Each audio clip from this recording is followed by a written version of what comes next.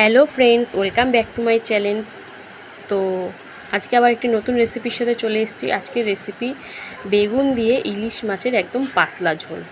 এটা কিন্তু দারুণ লাগে। ইলিশ মাছের অনেক রকম রেসিপি তো খেয়েছো তোমরা, তো অবশ্যই এইটা যদি একবার করে খাওয়া, যারা যারা খেয়েছো তারা তো জানোই এটার কি দারুণ টেস্ট। তো চলো শুরু করে দিই আজকের রেসিপি।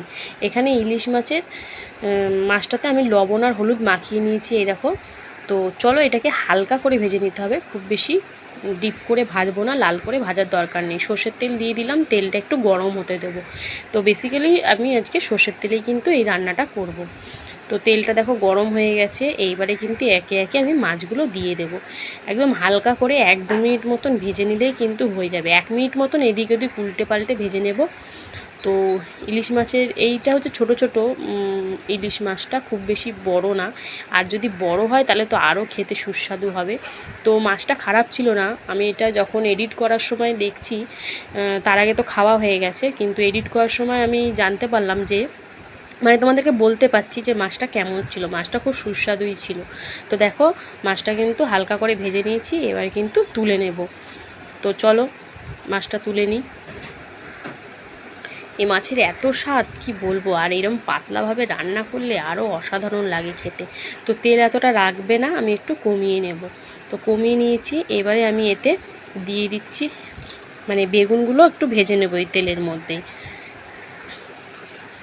লম্বা লম্বা করে কেটে রাখা বেগুনটা দিতেই লাগবে, তাহলে কিন্তু টেস্টটা বোঝা যাবে, এই রান্নার আসল যে টেস্টটা।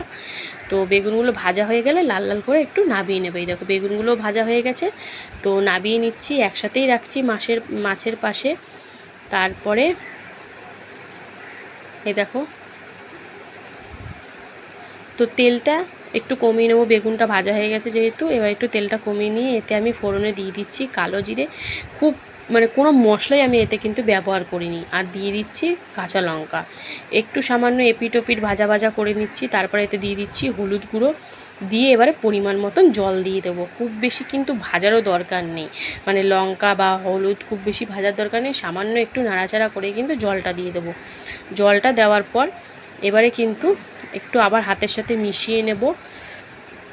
যে যেমন ঝোল খাও, এটা খুব বেশি ঝোল ভাল লাগবে না। আমি কিন্তু দেখো যেরকম আমার দরকার সেরকমই রেখেছি, যেটুকুনি পরিমাণ আমি করছি। দিয়ে দিচ্ছি স্বাদ অনুযায়ী লবণ, যেহেতু মাছটা লবণ দিয়ে ভাজা আছে, তো সেই বুঝে শুনে কিন্তু লবণটা দেবো। এবার ঢাকা দিয়ে 5 মিনিট মতন ফুটিয়ে নেব। তো ফিরে এসেছি, দেখো 5 মিনিট পর ঝোলটা কিন্তু একদম টকবক করে ফুটছে।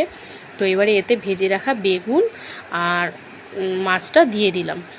এবারে কিন্তু একটু ভালো করে ফুটিয়ে নিতে হবে, যেহেতু এই দেখো একদম সুন্দর করে ফুটিয়ে নেব। 2-1 মিনিট মতন ফুটিয়ে নেব। এই দেখো ফিরে এসেছি 2-1 মিনিট পর। ঝোলটা কিন্তু অনেকটাই টেনে গেছে, যেহেতু ঢাকাটা খোলা ছিল। এবার ওপর থেকে কাঁচা সর্ষের তেল ছড়িয়ে দিলাম। এটা মাস্ট, এটা দিতে লাগবে, তাহলে কিন্তু টেস্ট আরও সুস্বাদু হয়। ইলিশ মাছ মানে কিন্তু সর্ষের তেলেই একদম দারুণ লাগে।